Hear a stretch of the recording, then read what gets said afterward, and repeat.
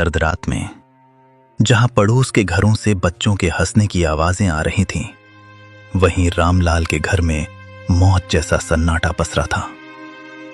रामलाल, जिसने कभी बड़े बड़े भोज में राजाओं की तरह 56 भोग परोसे थे, आज अपनी ही बहू की जली हुई और सख्त रोटियां निगलने को मजबूर था।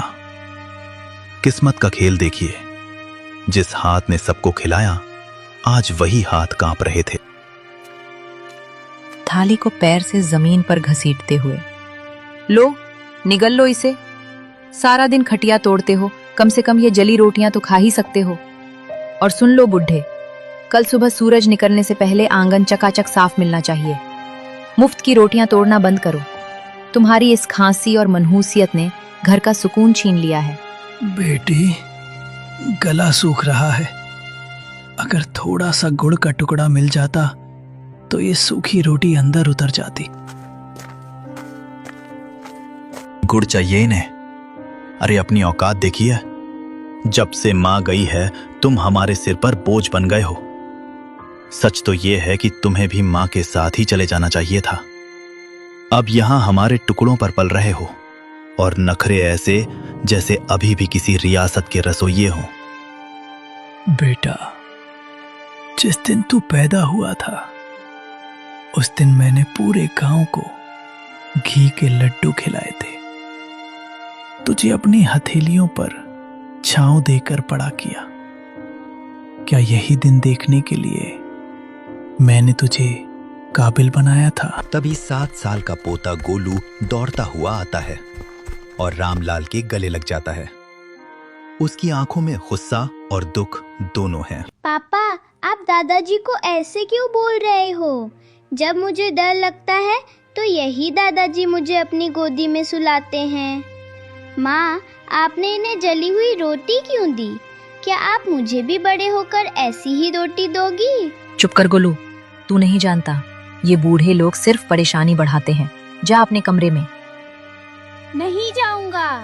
पापा, दादाजी बोझ नहीं है, ये तो हमारे घर का आशीर्वाद है।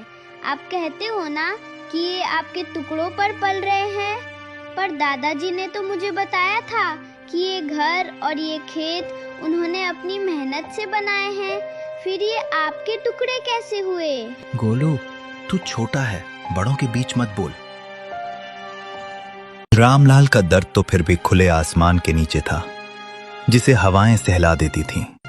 पर नेकी राम की सिसकियां उन 4 दीवारों के पीछे दम तोड़ रही थीं, जिन्हें उसने खुद अपने पसीने से सींचा था।